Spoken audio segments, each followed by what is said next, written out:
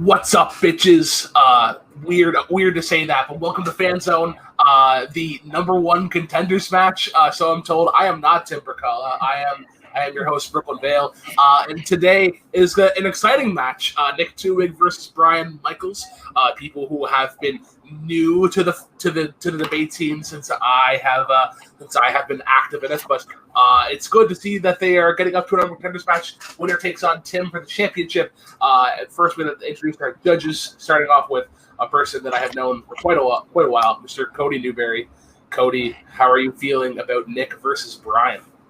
So it's funny, like Brian was the one on the post who was like, well, now we're mixing. I don't think I'll do this. And now he's at a number one Contenders match, which is exactly his entire career. He downplays himself and then he shows how good he actually is. He has so much movie knowledge, so I think mixing it up. Plus he has fandom knowledge that he just doesn't want to claim. So that's interesting. Twohig is also the future Warzone champion, so he's got a lot of knowledge, but he's also the Fandom fights champion right now, so he's got both areas covered. So this should be actually a really good match. I'm glad Tim's not here because it would be weird for him to decide who plays him. So we'll do that for him, and then good luck to those bastards that have to judge that match. Some might call that collusion. But let's go to our other judge, and that is Caleb Boatman. I see he is eating either popcorn or kettle chips. Caleb, do you judge better when you're eating, when you're not eating? The frick is a kettle chip? You've never heard of a kettle chip? Well, that's a little weird, but oh, is that like just chip cooked with like the bake? Well, let's just move on. Okay, I know what a kettle. French fries wasn't even an option. You do have kettle chips, you idiot. Nick versus Brian, and do you judge better when you're eating? And when These you're are not fries. Okay. So let's bring it weird. Weird. Starting off with Nick Twohig. Nick, I believe since last recording matches, you have acquired a trivia night, one that is in your name. Do you feel that will hinder your performance today? No. If anything, it makes me look at movies that don't have Harry Potter or Darth Vader in them. So that's got to help a little bit, I would imagine. Also, 12 Angry Men, just the greatest movie of all time. Am I right? Nick wins. We can go home. Nick entertaining the judges. We'll see how that fares off. And you see his opponent, Brian. Brian, you have not acquired a trivia night over the last time since recording matches. But how do you feel? Does not having a show improve your performance? I feel that it wouldn't matter at this point because Caleb's already made his decision. So I'm just going home. I mean, I am home, but I'm going offline. So. It is what it is. I feel it. All right. Well, how it's going to work for anybody who hasn't watched before. These guys have to draft 4 prep questions, 2 apiece. They gave questions. They gave answers. They have 1 minute for opening and closing and 5 minutes of free form. As I said, guys, in the free form, no touching of the hair or face and no filibustering. We'll start off with question number 1, drafted in the category of Disney Pirates. Your question is, what is the best scene in a Pirates movie? And we're going to be starting off with Brian on this one. You have 1 minute. Time begins whenever you start talking. All right, a little peek behind the curtain here. In my previous Fanzone match, there was a question that we never got to. It wasn't used. Supposed to be what was the best sword fight in a Pirates of the Caribbean movie, and my answer was the Dead Man's Chest 3-way fight, and it still would be. That's an amazing, fun sword fight. But the best overall scene in the series, not quite. The best scene in the series is actually one of the longest as well, clocking in at almost 20 minutes long. It's the Maelstrom sequence at the end of At World's End, the perfect culmination of the entire trilogy formed by the first 3 films in the series. It's an action extravaganza, epic in scope, fitting as the climax of the saga while at the same time containing smaller personal moments and tying up multiple threads and storylines. No scene in the franchise so perfectly encapsulates everything Pirates is about better than the Maelstrom scene. It's creative, action-packed, exciting, a generous helping of comedy mixed in. There's romance, moral dilemmas, sacrifice, and most of all, it's fun, which is what Pirates of the Caribbean is all about. Ending with 1 second to spare, using efficient time of that opening. We'll go now to Nick's opening. Nick, what do you feel is the best scene in a Pirates movie? 1 minute. Time begins when Little peek behind the curtain. I didn't know that little peek behind the curtain, so I'm glad I picked Brian's favorite sword fight. Unfortunately, he picked the entire third act, which is almost universally disliked by most people. A lot of things he said in terms of fun, in terms of character moments, in terms of swashbuckling action is actually the three-way sword fight on Isla Cruces in Dead Man's Chest. And the reason is it's because we get to follow three characters who we've been following all along. The whole story of Pirates, when you really go back and look at it, and I love Pirates. Like I'm not like Ho-Ho level Pirates, but like I defend the Pirates movies. I really like them. From the beginning, it's Jack, it's Norrington, it's Will Turner. It's them having to be allies at times, them being enemies at another, and this moment in Dead Man's Chest is what Pirates is all about, because we get to see these three as characters when their sort of forced allyship is finally comes to a head. It's what we've been waiting for the whole movie, and it's fun, and it's good to watch, and I'll get into it. All right, we'll go into the free form, gentlemen. You guys know how it works. 5 minutes, no filibustering, nice back and forth. Let's get it on. You know, you say it's what everybody's been waiting for till the end of the movie, but what my scene is what everyone's waiting for at the end of the entire trilogy. It kind of wraps up everything. It's so many storylines. It's got everything going on. It's got swashbuckling sword fights with Jack and Davy Jones on the mast of the ship. It's got ship versus ship cannon battles. All the characters' personalities show through in their dialogue and action. Barbossa chewing up the scenery, Jack doing his usual thing. Even the minor characters like Pintel and Rigetti get to show off. And there's so many storylines and so many different things that all come together. This one scene gives you everything that Pirates is all about. Yeah, the only thing Pintel and Rigetti do is hide, and then they fire a monkey out of a cannon. This moment in At World's End, look, I know it's best seen, but I think the rest of the movie sort of kind of has to factor into what we're looking at when we look at the scene. The fact is, there's two armies of ships that we want to be fighting each other that are sitting there doing nothing. We just sat through an hour-long brethren court meeting that makes no sense.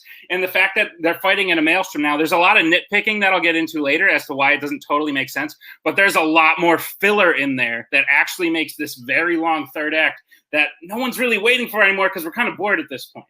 The three-way sword battle, like I said, Dead Man's Chest is a really good movie. Jack Norrington and Will Turner are three of the most interesting characters. And like I said, they've been forced to be allies up until this point in the movie. And it's what everyone's been looking at, just knowing that this sort of tumultuous relationship is going to end. And when they finally find the chest, you know, the MacGuffin of the whole thing, this is what we've been waiting for, is watching their interests collide.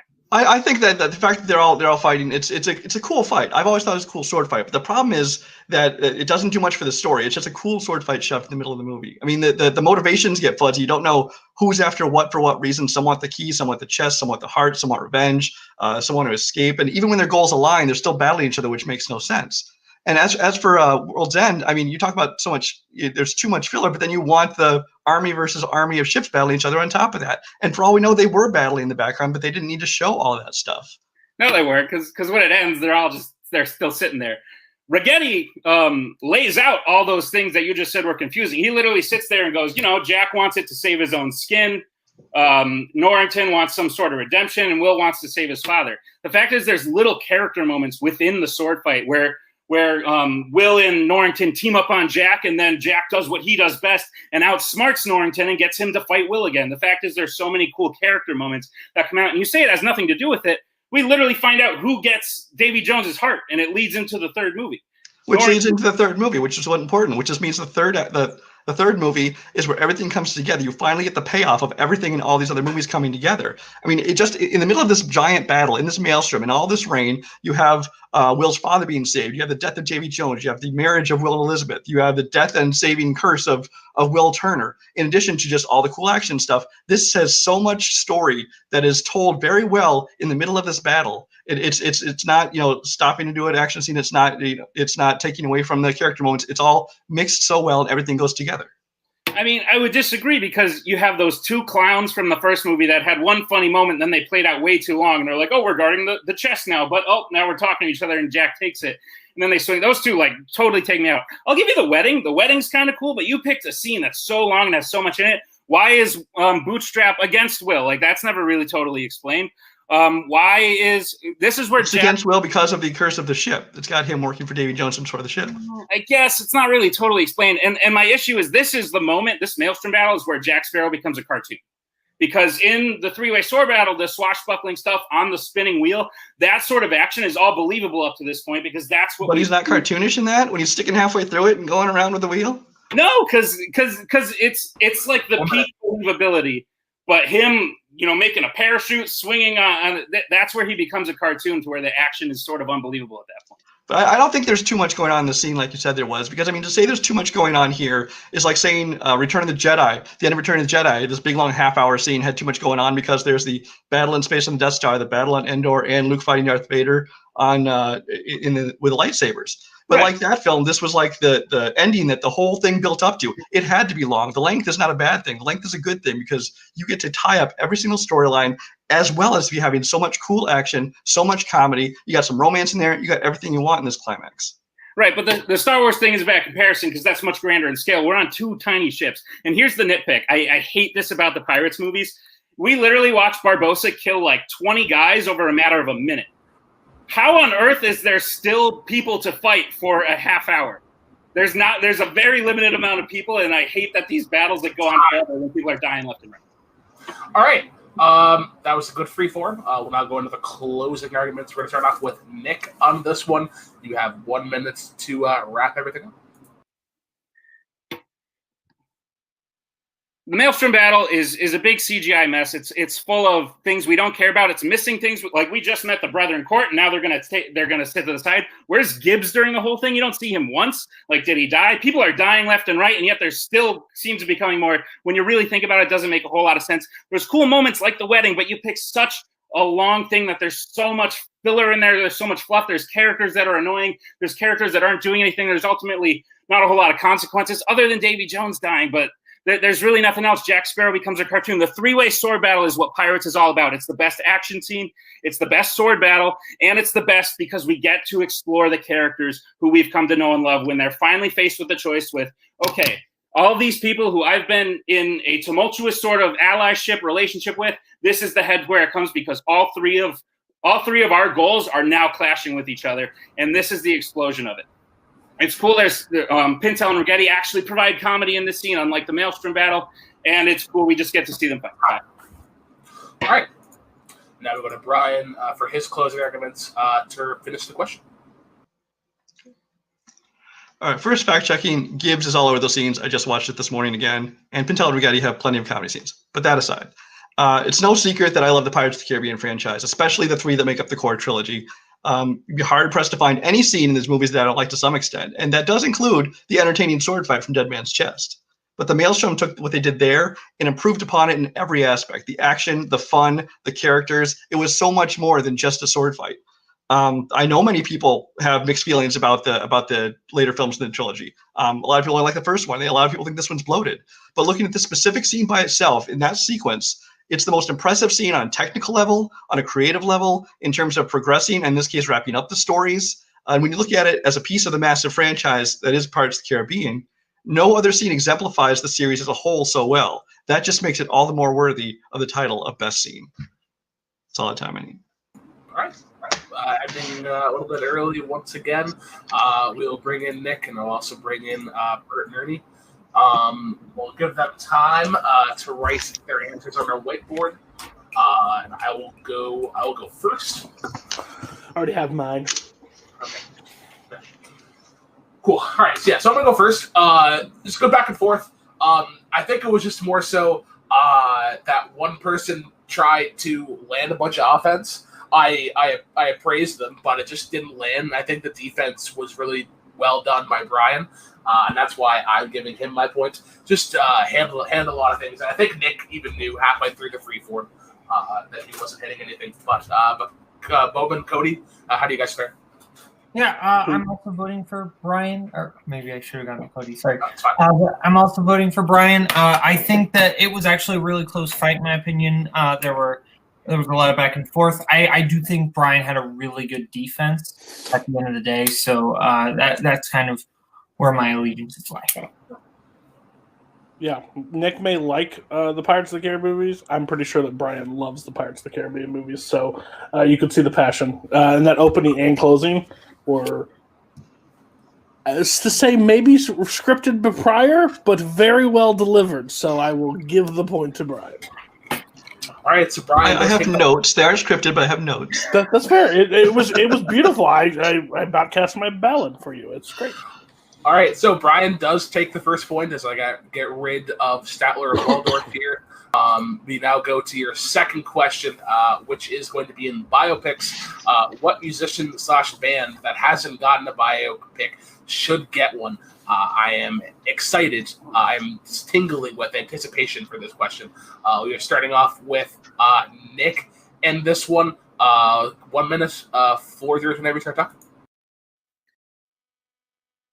I think when I say this answer, everyone will be shocked that there really hasn't been a true biopic of him yet. There's been, from what I understand, there's been movies that sort of surround the same time period that maybe like feature him. But Kurt Cobain, lead singer of Nirvana, needs his own biopic. He needs his own biopic that explores his whole life, which is only 27 years long. But man, there's a lot in there to explore. So it's going to be hard to sort of sound excited about a movie that will be so dour, but think of movies like Manchester by the Sea or A Star is Born, where we can explore the idea of depression and drug use in this man who had so much going on in his life and was so complex. Think of the lessons we can learn about how art is really born out of tragedy, out of sadness. He had a lot of close calls in his early life that I think would be interesting to explore. He had a rough childhood growing up. And ultimately, I think his life is just much more interesting and much more lesson teaching than my bonus choice. Time. All right. Thank you very much, Nick. We'll move over to Brian for his opening argument. What musician / band that hasn't gotten a biopic should get one? 1 minute, whenever you say. Prince, by a mile. Prince was a musical genius. He's an immensely talented guy and one of the most influential musicians, not only of his generation, but of all time. He was as enigmatic as he was charismatic. I mean, this is a guy who you can never really figure out, and he lived in mystery. So between covering the accomplishments of his career and in his public life and uncovering the mystery of his private life, Prince is perfect material for a biopic. He was a runaway from a broken home who suffered epileptic seizures as a kid, and he made up for that by becoming as flashy and noisy as he could. He's obsessed with music. He lived, breathed, and ate music. He composed, produced, recorded everything, his own songs, often playing all the instruments himself. He had every room in his house wired to record sound so he could do it whenever he wanted to. I mean, this guy breathed music. He said he was average a song a day, which there's still hundreds of unreleased songs stored away in a vault somewhere. His whole career had controversy. I mean, Purple Rain is the one that Tipper Gore said started her parents' anti-music crusade. And all this is just scratching the surface. There's plenty more to get into that makes it interesting. All right, perfect. I'll bring back in Nick and go to the free form. Don't need to say anything. Let's get it on. Let's get it on. I would like to start by saying I would sit and watch Prince perform Purple Rain in the Rain during the Super Bowl over and over again, hundreds of times. That does not, him being possibly the better musician does not mean that the biopic will be better. All you said about Prince's life was that he loved music. He was dedicated to music. I love music. I'm dedicated to music too. That doesn't make for an interesting movie to watch. Well, like I said, I just scratched the surface on this. I mean, Prince's life, a lot of it's a mystery people don't know about. I mean, he had a kid born in 1996 who died 6 days later of Pfeiffer syndrome, and they pretended he was still alive for a month after that, even during an Oprah interview, because they didn't want to deal with it publicly, and eventually it resulted in the end of his marriage. He had legal fights with his label where he scrawled "slave" on his face and even changed his name to an unpronounceable symbol just to try and distance himself from the catalog.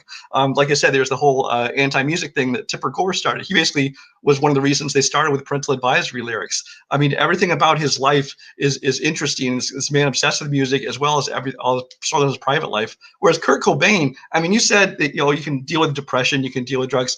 Been there, done that. I've seen 1,000 movies and biopics about people who are dealing with depression and drugs, especially musicians, and I don't see anything new and interesting to tell about him.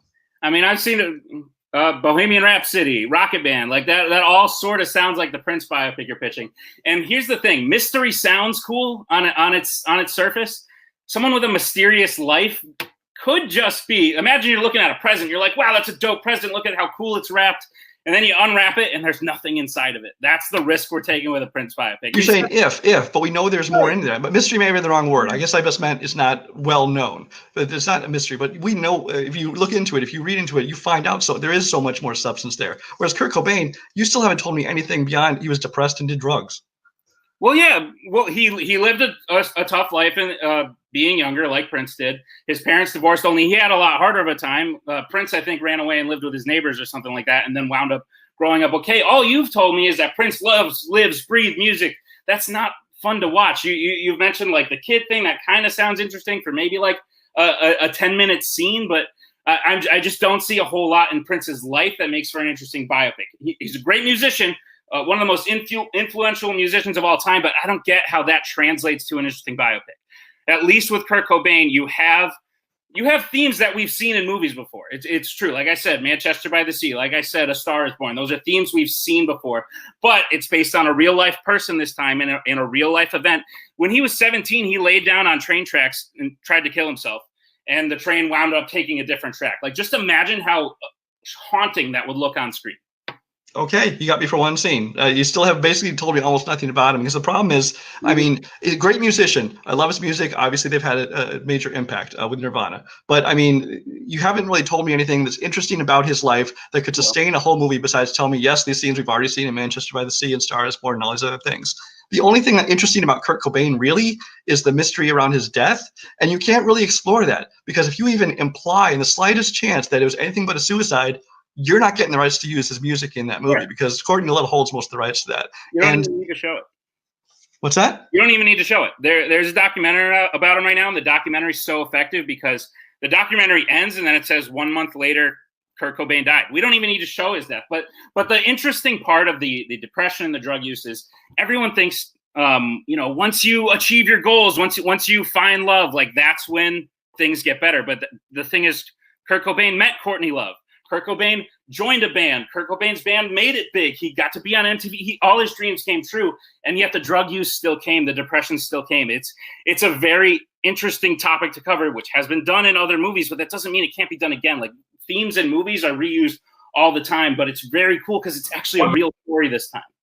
But at least you're saying there have been documentaries done about him, a montage of Heck and Kurt and Courtney and several other feature documentaries about him. There's been really no feature documentaries about Prince. There's so much more to tell, so much more to learn about him that most people don't know about him. Whereas Kurt Cobain, I'm still not hearing anything that makes it sound interesting and something to want to see beyond like seeing the creation of the music. And that you get Bohemian Rhapsody kind of thing, which is, okay, here's this song, this song, this song. But I know you weren't leaning on that. You were leaning more on him growing up and stuff. Right. But again, I'm not finding anything original in there. And you're kind of trying to bash Prince for not having anything that's not been seen, but you're doing the same thing. Maybe there hasn't been any biopics about Prince for a reason, because maybe his past life wasn't all that interesting. Maybe a guy who just lived and loved and breathed music isn't that interesting to watch in a movie. It's something to admire, don't get me wrong, but for a 90-minute feature-length film, I don't think it's a very interesting story to tell. You told me like one or two things that don't even seem like they would connect throughout the movie. Time. All right, perfect. So let's go into some closing arguments. We're going to start off with Brian on this one. 1 minute to wrap everything up. All right.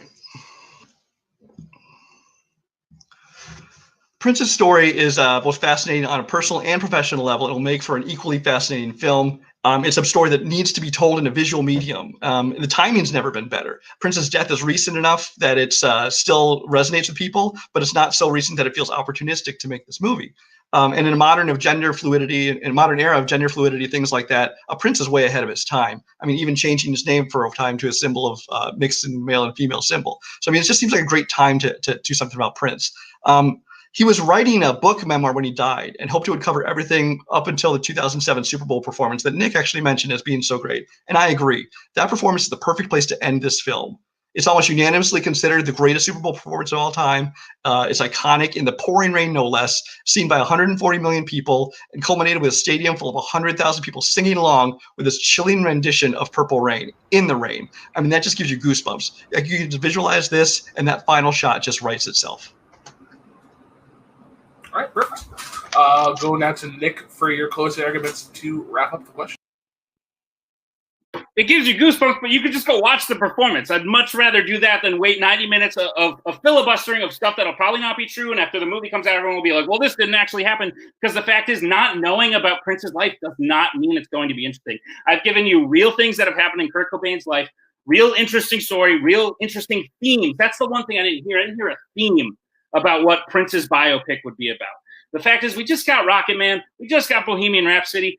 It's starting to get repetitive. And the fact is, there's not a whole lot of specific details. There's that one incident with the kid that, like I said, would last the scene. It wouldn't connect to anything else in the movie. And if we're just watching a shot-by-shot thing of Prince's life where half of it's made up because we don't know what it is, like that doesn't sound interesting to me. What sounds interesting to me is learning a real adult lesson from a musician's life surrounding a mysterious death that no one really knows a whole lot about. But that's not even going to be the point of the movie. The point of the movie is figuring out who this guy was and how he tried to overcome the demons inside him, and he just couldn't, and those demons live in all of us. Time.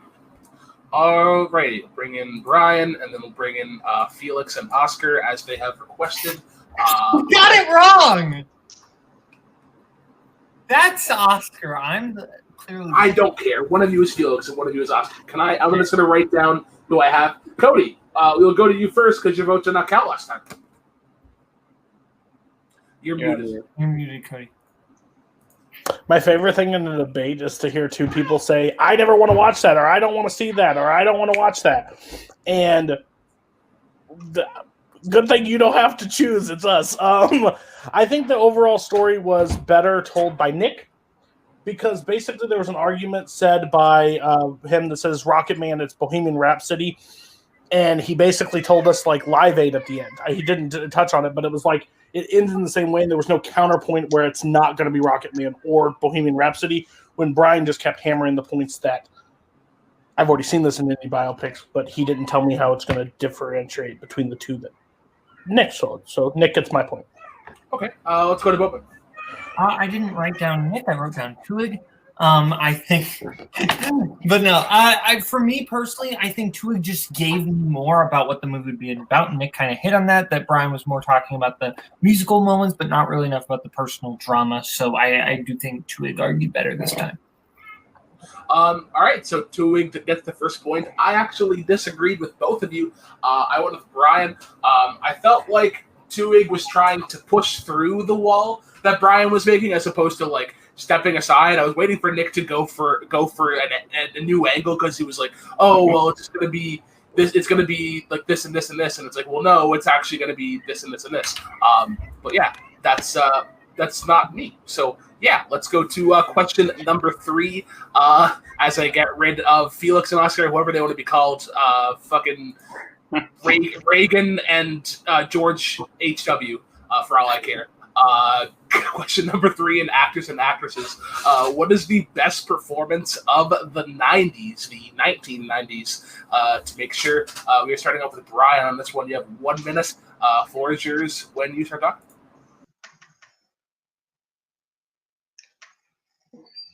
The 90s are packed with great performances by actors and actresses alike in leading and supporting roles, which is a great decade. But you look at the top of any list, a critics list, Oscar list, awards, websites, and there's one name you'll see over and over, and that's Denzel Washington, specifically in his portrayal of Malcolm X in the 1992 film.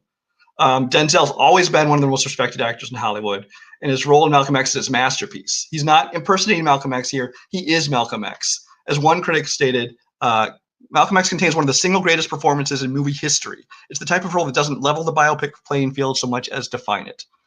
This role took advantage of all of Denzel's talents. He plays the young, cocky, fun-loving characters as he does here when he plays Red Little. He plays anger better than most anyone, from quiet, seething anger to boisterous rage. And he gets to apply all of that to this role as well. And of course, he's a master at playing characters who are eloquent in their speeches and command attention, which is exactly what is needed to play Malcolm X. Denzel covers the full arc of the character here, from criminal to leader, from weak to strong, and he does every single stage of it with perfection. Time. All right. Sorry. Nope. Ending right up the dot as I take myself out, and not Brian. Twohig, you will now wrap up the closing statements. What you feel is the best performance of the 1990s.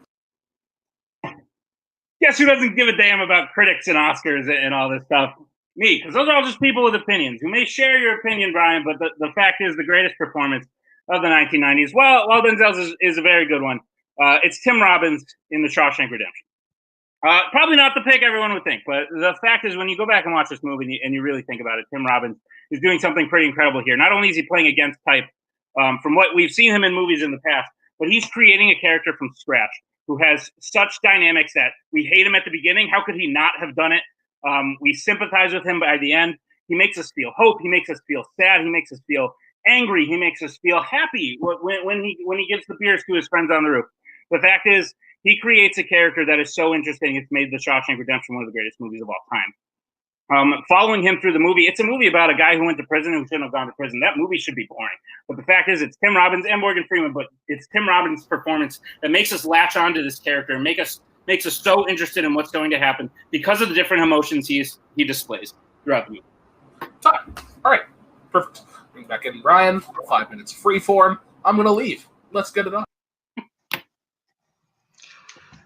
All right, you talk about how Robbins through these different scenes makes you feel this, makes you feel that, makes you feel that, but I don't think he did. I think Shawshank's a great movie. I think the story is great, and Robbins did a great job. Don't get me wrong, but I don't think it's Robbins that made you feel these things. I think that it was a great story, it was a great script, the great moments were great, but I don't think that he was what did it. I mean, yes, he had to act it out, but it wasn't something he did that sold you on those moments. Whereas Denzel, the performance, that movie was all him. The whole thing rests on his shoulders and how he embodied that character. Spike Lee even admits that a lot of the acting he did in that movie was basically improvised because he knew Malcolm X's cadence and his rage so much that he was able to ad-lib half the scenes. Right. You want to know how he knew it so well? Because Malcolm X was a real person who he watched and studied and was able to study. I will always find it so much more interesting when a person can build a character from scratch as opposed to going back. It's impressive. I can't do it. I'm not saying it's easy, but it's a lot less impressive to me when there is existing footage, when there are firsthand accounts of a person that someone can go and study, and it seems a lot easier to become an existing person than to create a new one from scratch. You could say that. I could say the story of Malcolm X is what makes that movie interesting. Spike Lee's direction is what makes that movie interesting. I think focusing on the performances, Tim Robbins is better by a mile to me because of all the different things you have going. That movie is a roller coaster of emotions, and it's because we're following Tim Robbins' character throughout it, and he is the one who presents those emotions so well. You say it's easier because he was a living person, but I mean, if you're trying to do an impersonation of someone, yes, that makes it easier. And obviously, he does a great impersonation of him, but he doesn't just do that. He embodies the whole character, and you don't look at him like somebody who's just doing impersonation. You look at him and think, this is Malcolm X. But even if he wasn't a real character, if it's a fictional story, he still sells every moment of that film. He sells the whole character arc from this cocky kid who then gets in trouble, goes to prison, he lives in fear, then he gets freed, and he takes up this activism, and then becomes this commanding leader of people, and Denzel sells every step of that. Robbins, again, I think that while he did a good job, I think so much of that is in the script and things like that. I would disagree. Like, just watching Denzel's speeches he gives, it might seem good, but then you sit back and you realize that every 3 words the audience is going woo and hyping him on, and the hype is coming from the audience, not from necessarily Denzel's performance. It's definitely helping. But the fact is, there are other things surrounding Denzel, just like there are other things surrounding Tim Robbins. So I don't think that's necessarily a knock against mine, because it would be just as much against yours. Also, we got to look at these 2 actors. You might disagree, but Denzel's performance, the speeches he gives, the tone in his voice, the attitude he shows. I saw the same thing in 2 Guns. I saw the same thing in Remember the Titans. Like, it's very good. It's probably his better, but it's very similar to what Denzel, who is awesome, but to what Denzel's used to doing. Tim Robbins, who is the comedic guy, the Howard the Duck guy, to come in and pull this off as such a cold, remorseless man in the beginning, but someone who becomes so relatable and redeemed by the end, it's not easy. Tim Robbins has done a lot of dramas besides this, but I'm not saying it wasn't good here. But the problem is just because Denzel has done other roles so well that might have the same similar, like I said, from everything from the cocky guy to the commanding presence, he's done those roles before, which is why he was so perfect for this role. Tim Robbins, he does drama fine, but really, I thought it was a fairly one-note performance. I mean, in the beginning, he shows some fear, and then he spends the last 2 thirds of the movie just kind of a smirk on his face because he's one step ahead of everybody. And I don't think while he played those scenes well, I don't think that he showed the kind of growth and arc in a character so much as just I'm here and then I escaped. So I don't. I talked about this in my last. I don't think growth necessarily defines a good performance or a good character. You're wrong. He doesn't just smirk the rest of the movie. He gets thrown in the box, and you see a man at the end of his wit that we have to believe that he's about to commit suicide. And it's so much better when it's flipped and we realize, spoiler, that he actually escaped as opposed to committing suicide because he convinced us that that's the point that character was at. He went. One more thing I have to jump on though is that you're talking about how you don't care about critics lists, things like that, other people's opinions. Well, we're talking about the best performance of the 90s, and I'm looking at everybody. If you're looking at critics lists, if you're looking at just people's lists, populace, like websites, whoever wants people vote on, you'll find Denzel Washington towards the top of that. Tim Robbins, honestly, not even the best performance in that film. There are better actors in that film. Tim Robbins is barely even talked about. If it was ones people voted on, Pitch Perfect would be the best movie if all my cousins voted for it. So like these things just don't matter to me. I get that it's like universally agreed, but that's not my list. So I don't agree with that, and I don't think other people's opinions. But to just throw away the whole idea of awards and Oscars. I mean, they're obviously people. These are his peers. If you want to look at that, look at his peers saying yes, these are one of the best performances of the time. And no, he didn't win, but most Oscar voters admit that was a mistake because they gave Pacino basically a career award. But then they later said, let's do the same thing for Denzel with Training Day because they knew that was a mistake. It's almost like the Oscars don't really mean a whole lot because they make a lot of mistakes. And time. Perfect. All right. Let's go into some closing arguments. We are going to start off with Twohig on this one. 1 minute to wrap everything up. Tim Robbins has to make you believe that he's a cold, remorseless man, but also one who can be redeemed by the end. One who you have to believe that he has the capacity to kill his wife, but one who you believe could also never do it. You have to believe he's one who just wants the happy, simple things in life. And most importantly, I got it tattooed on my body, man. He's got to make you hope. That is such a difficult thing to do in a performance. He has to show you that he's at the lowest of the low and that you can come back from that. And as long as you have hope, you can come through. And that's such a difficult thing to do with the character. Malcolm X, it's a great performance. It's very Denzel. It's very who Denzel is as a person. And it's a lot easier to do when you have such a playbook to follow because this person actually existed and this is what the person did. And yes, I know I've seen the interviews with Spike Lee where he says he went on past the speech, but the fact is he still had a rubric to follow. Tim Robbins had nothing. He built this character from scratch. He built him into one of the most likable characters, starting at one of the most dislikable. So there is a lot of change in terms of how the audience feels, but he plays such a good character. Malcolm X is very good, but at the end of the day, Tim Robbins is just a whole lot better. Spike Lee helps Malcolm. I apologize, Ferris. Try to count from 10 to 4, skipping 6 members in the process. We'll go to Brian now for your closing arguments to wrap up the question.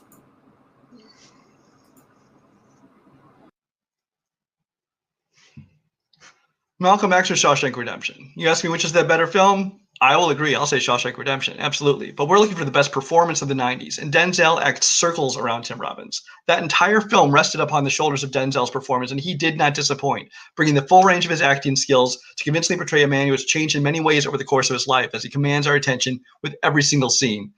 Tim Robbins was good. Yes, he conveyed those emotions very well. But the problem is, I don't think that any other actor of this time, any quality actor, could not have done that role just as well.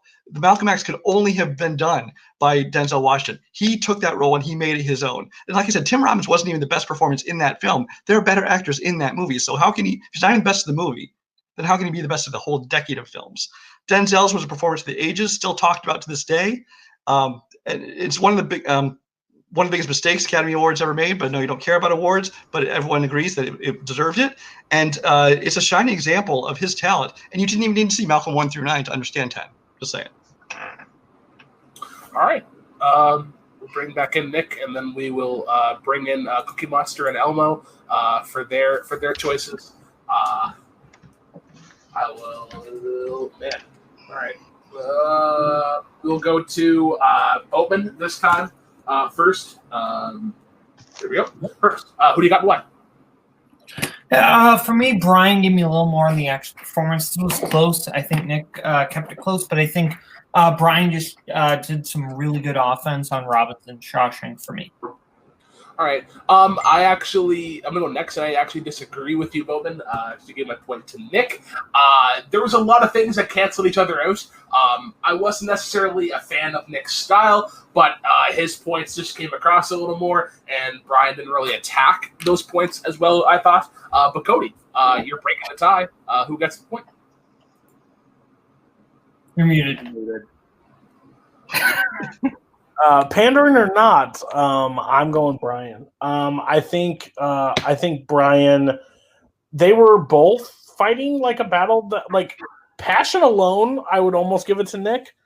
But when it broke down to it, I think his rebuttal was really strong on Brian's side. And he basically painted it out like he's not even the best in that movie, and tell me like. And I understand there's back and forth, but I think Brian overall stole it. All right, perfect. We will now go on to question number 4 as I get rid of Telly and Sophie. We go to question number 4 to go off this rhyming different Sesame Street characters. Question number 4, Star Trek. What Star Trek crew member would you want to shadow on duty? We're going to start off with Nick on this one.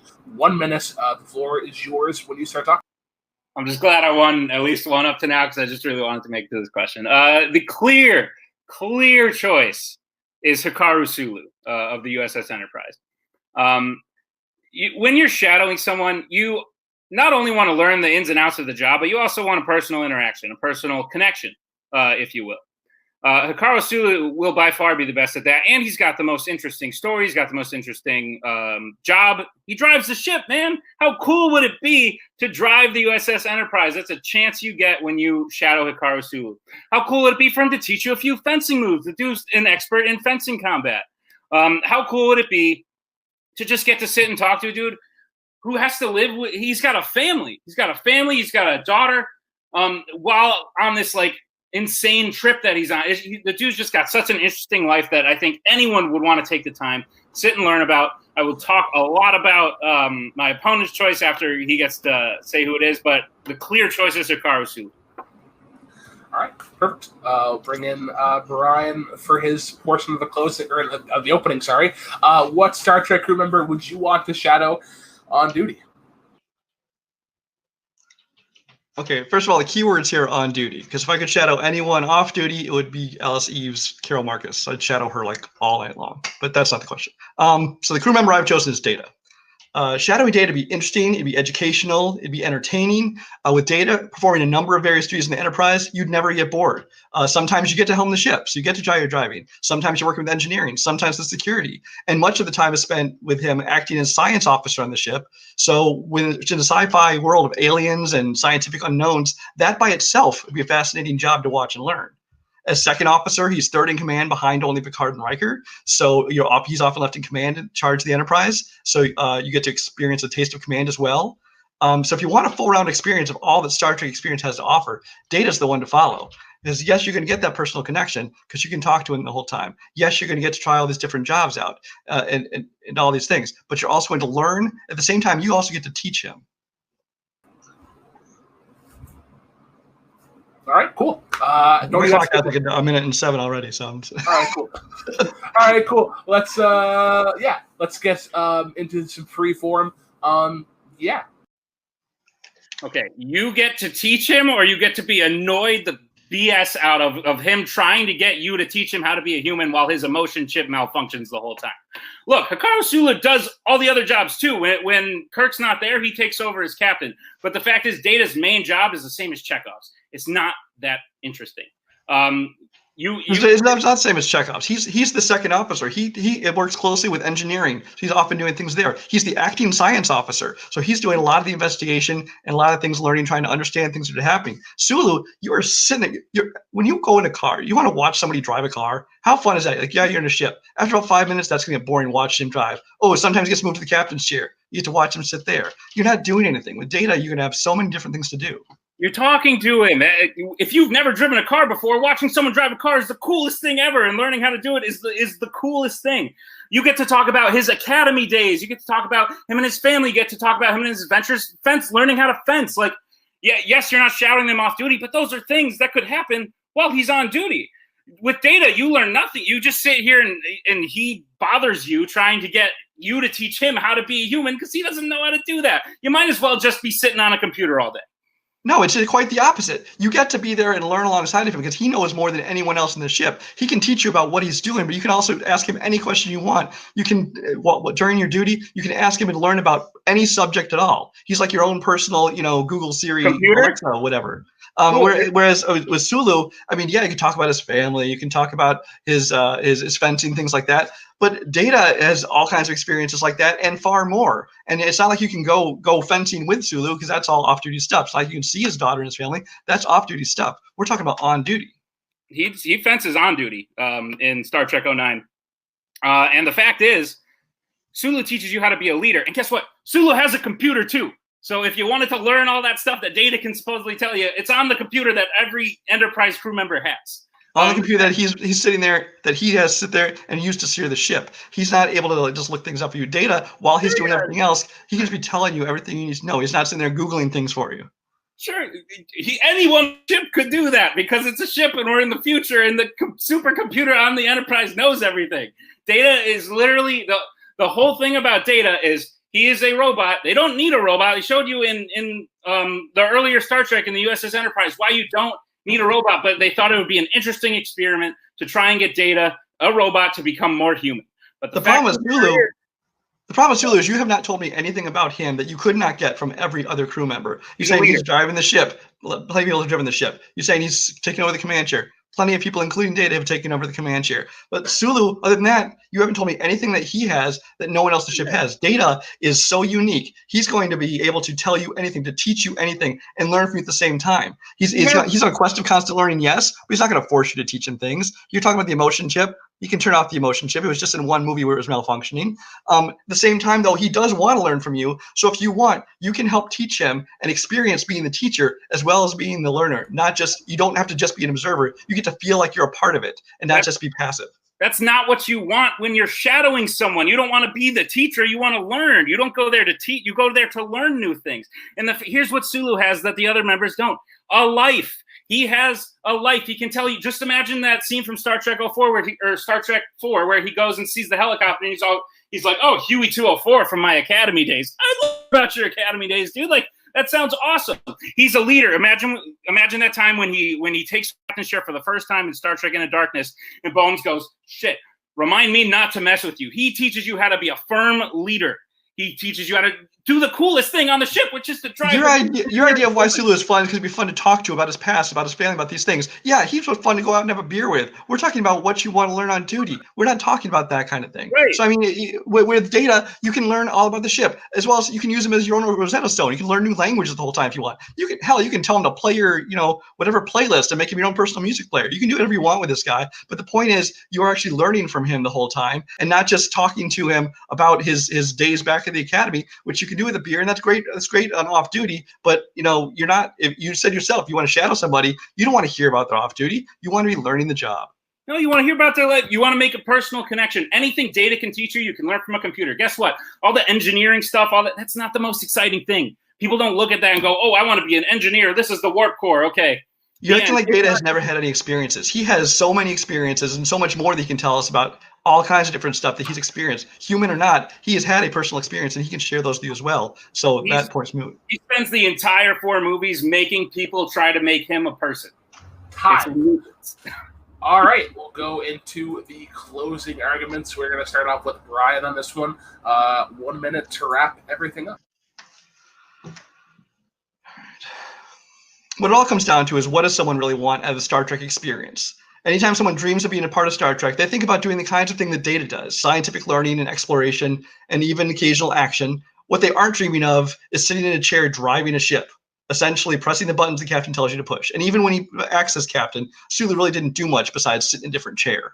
By shadowing Data, you get the full experience. You get your time on the bridge. Yes, you get to experience almost every aspect of Starfleet, not the least of which is the scientific exploration, which is really what Star Trek is all about. Shadowing Data also lets you be more of a participant instead of strictly an observer. You get to teach as well as learn, and you get to feel like you're a part of this instead of just following someone around. Every day you help him understand and become more human, while he can teach you everything else. Sulu, nice guy, solid crew member. But I can't imagine staying interested watching him perform his duties. When you're traveling, do you want to watch the driver, or do you want to watch the world outside the car windows? Stick with Data, you get to explore and experience that life outside the car. All right, perfect. And now we go to Nick to finish the question. Okay. I strongly disagree. Data is not the life outside the car. The fact is, Data's been around a shorter amount of time than Sulu. What you want when you join a new job is you want someone who's been there, who's seen it all. The fact is, Sulu's gone through the academy. He's gotten trained in fencing. He's done all these cool things. He's even had time to have a family. When you're shadowing someone, you want to learn the job. You want to do the coolest job on the ship, which is to drive the ship. That is what everyone wants. No one wants to join a boat and be the deckhand. Everyone wants to drive the ship. That's the coolest part. Data, there's nothing you can learn from Data that you can't get from Googling. I'm sorry, that's not interesting. The only extra, because it would be cool to shadow anyone on the bridge of the Enterprise.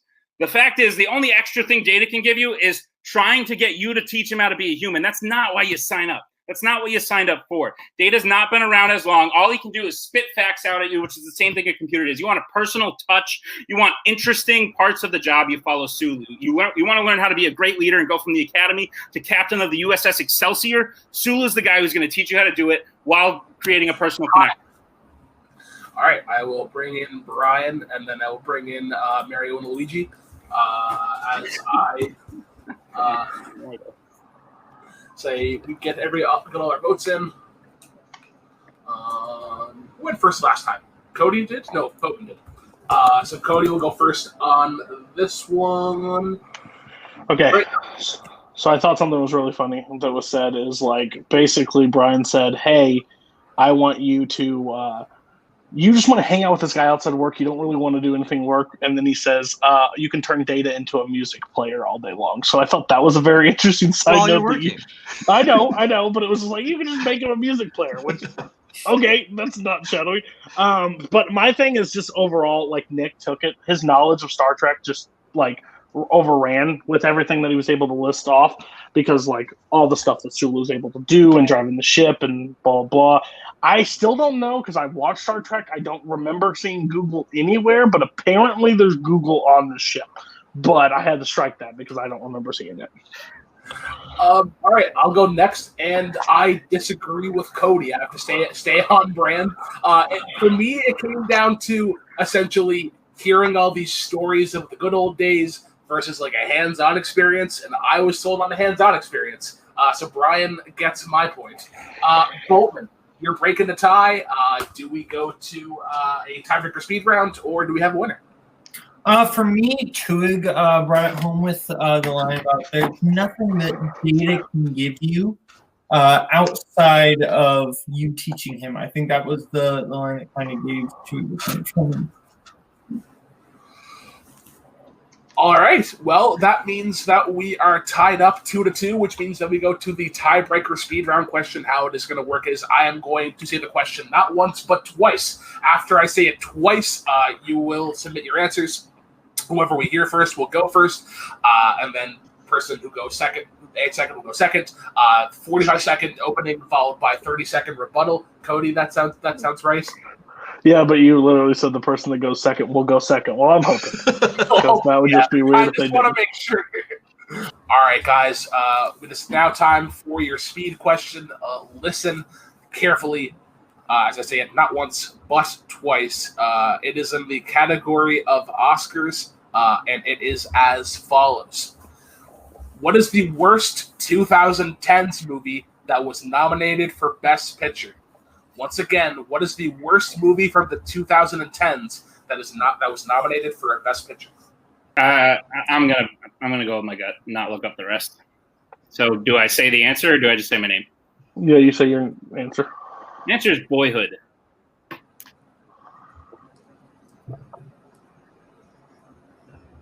I'm going to go with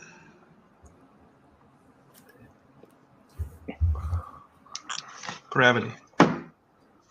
All righty. So we have Boyhood versus Gravity. I will get rid of Waluigi and Wario. And we heard Twohig first. You got 45 seconds. Time is yours when you start talking. Is there, before you go, Brooklyn, is there... Oh. Yeah. Oh. Is there rules on like what I can and can't say? I don't remember. Like, can I not attack his first or something like that? No, you can say whatever you want. It's Okay. your turn to just completely he Okay. has a chance to defend or not. It's just whatever you guys want to do. Gotcha. All right. So yeah, floor is yours. What do you think? The worst movie to be nominated for Best Picture is Boyhood because it's literally a gimmick. The whole movie is a gimmick, and it's filled with some good acting, but mostly bad acting following the main characters. Patricia Arquette's great, Ethan Hawke's fine. But the fact is, it's a boring story, and the whole movie is sold on a gimmick. We took a whole lot of time to film this movie, and look, the kid is actually growing up through it. It's really not that interesting when you sit back and think about it. No one wants to see anything more from it. Gravity is actually a really cool movie. It's a really cool twist on the concept of Castaway, following a really good actress in Sandra Bullock. It's a really unique sci-fi movie. It's really cool. It's got really cool visuals. It's got really cool sound. The fact is there's a lot more substance to Gravity, even with the sole performance, as opposed to the gimmick that is Boyhood. We don't really care about Eller, whatever his name is, because by the end of the movie, he's a terrible actor, and we don't like watching it. Time. All right. Go now to Brian for your opening arguments. 45 seconds on the clock. So Gravity was a great technical achievement. I thought that what they did with that movie technically and how they made it look and the isolation of space was done very well. But I don't think there's a whole lot of story there. It's just somebody sitting around in space. It wasn't even as good as Castaway, because Castaway, at least you had things to interact with and things to happen. With that, all you had was basically this essential dream of George Clooney showing up. Boyhood, yes, it was a gimmick, but it was a gimmick used to tell a story. It was a gimmick that was used to frame this thing so you could show this person growing up. You show the advancement of the character, his whole family life. Everything works so well, and there is a story there to tell. With Gravity, the entire story is like, hey, I'm lost in space. I'm trying to make it back. I don't think there's enough story there. What was the acting good? I thought it was okay. Technically, it was awesome. But do I think that it was a story worthy of the Best Picture Oscar? Absolutely not. All right, perfect. Going to rebuttals now. Starting off with Twohig, 30 seconds. Floor is yours. When you start.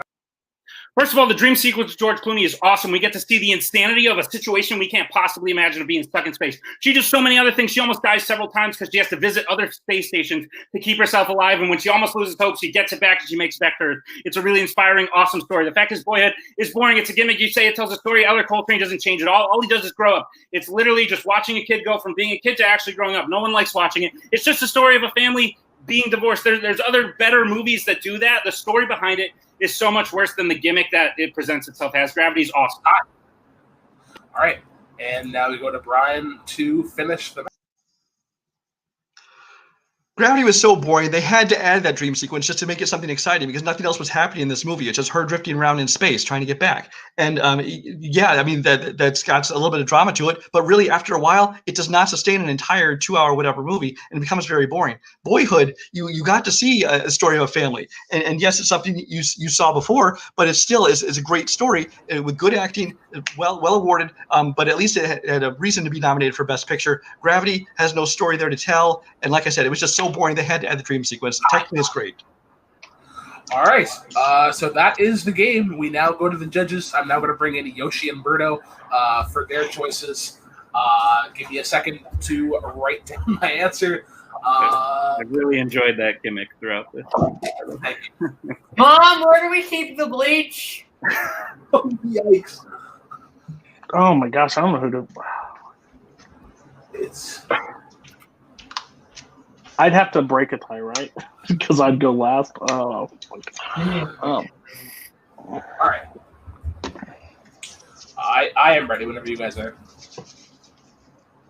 And I'll go first. I'm not ready. I can do a famous Nico thing. Can you give me like 10 more seconds from each person? Only if you sprawl out on the couch in this weird, sexy pose. Oh, that could have swayed my vote. Hi, I'm Brooklyn Vale. I lost 40 pounds with that image alone. Oh, fuck. 40 pounds of what? Oh, I have one more thing to add to my argument. Penis leeches. No! It was so fun! And your winner. Fuck.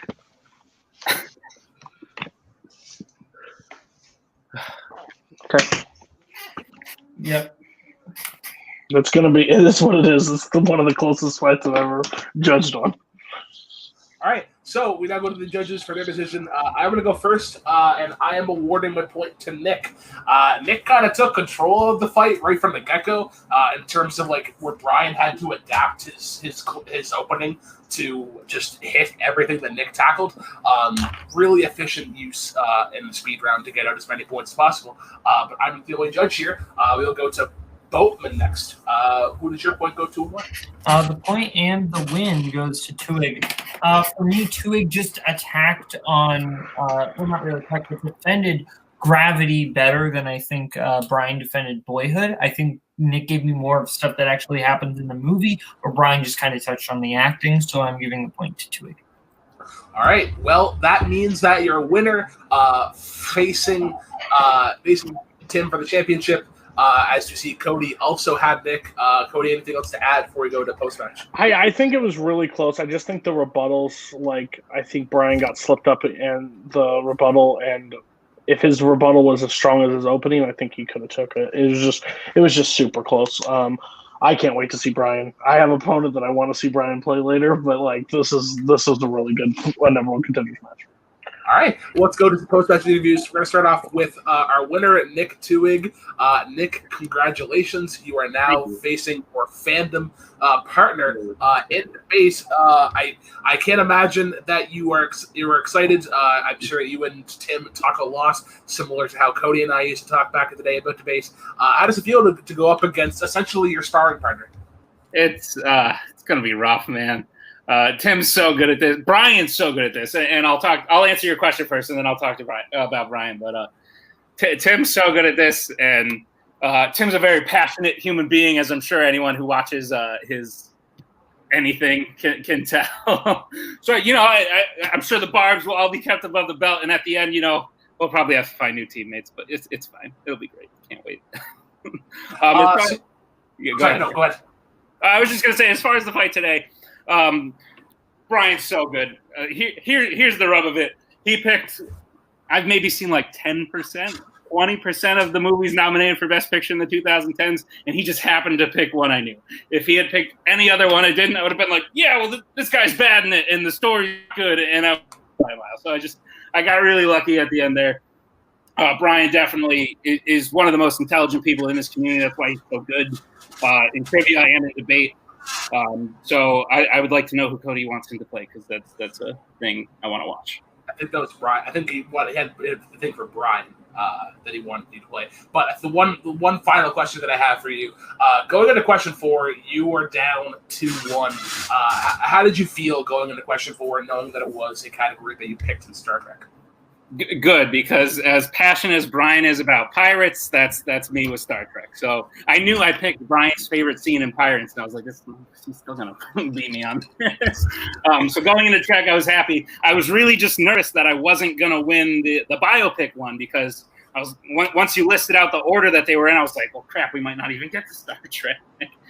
So going into 4, I was really confident. Going into the speed round, a little less so. But yeah, no, Brian is so good, and I'd like to win again. Congratulations on your win, good sir. Best of luck to you in the championship. As we now go over to Brian. Brian, I got to commend you. You were probably one of the most calm debaters that I have seen in this league.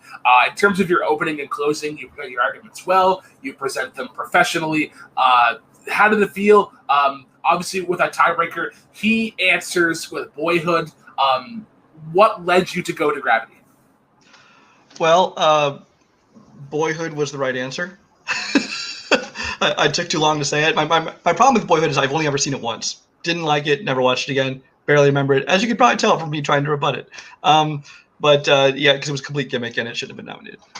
So, I mean, I had to pick another one. That's actually Gravity, kind of my second choice, because it was kind of the same thing where, it had a gimmick, a little bit of a gimmick of the technical achievements of it, but I didn't think there was much to the story of it. But I knew all along that I'm not good with speedruns. Give me time to prep. I can make a quick debate. I knew up front I'm not very good at speedruns, something I'm going to need to improve on if I'm going to keep debating. Yeah, definitely trial and error for sure. Unfortunately, we got to have a lot of practice. Not the same But great performance nonetheless. Obviously, came down to the last question, and I'm sure Cody has a plethora of people for you to take on. As I'm sure you'll get another road to the title. So thank you once again, Brian. We're now going to bring in Diddy Kong and Donkey Kong for their final thoughts. Boatman, how do you feel about the match? I want to kill you. The match, really, really good, really, really close. That gimmick got real old real fast, and a lot of times you didn't attribute the correct character to the personality of that between me and Cody. That's not important. What is important is that I think Brian and Nick are like two of the best debaters, and this was really close. If you look at like the main round of debate, they both won on the category they picked, so they picked the right categories for them. Ultimately, everything came down to that speed round question, and at the end of the day, I think while picks aren't the only thing, they're incredibly important, and ultimately Twohig picked what they both agreed was the better answer. All right, and Cody, anything else to add? Yeah, so I am not in charge of scheduling by any means, so me saying who we want to play does not mean anything at this point. But I would love to see Brian play two people. I would love to see him play Nico, which is surprising because Nico is actually not that bad of a debater nowadays. And then Kirk Kolakowski. I think him and Kirk would have an actually really good debate because they cross over a lot on similar things, so I think it would be fun. But yeah, this was overall a great fight. Brian is me as a debater. If you give us prep time, we're good. You give us speed rounds, oh boy, we falter, and that's what sucks. Like, and it's the one thing. That's why I try to end it before I ever have to answer a 45-second question. So no, I think Twohig versus Tim.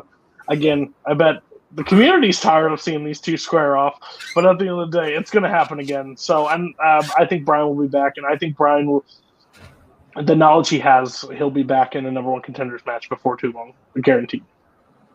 All right. Well, I do want to thank everybody for coming on today. Brian and Nick. Nick, once again, taking on Tim Percala in the next match for the championship for Twohig, Brian, Cody, Boatman. And Brooklyn filling in for Tim Percala. Be sure to check out the plethora of content on Multiplex, not only on the YouTube channel, but on the Entertainment Podcast Network, on Spotify, iTunes, Anchor, wherever you can find your audio content. Cheers, guys, and as always, drive unsafe, wreck your car, do not care. Drive safely.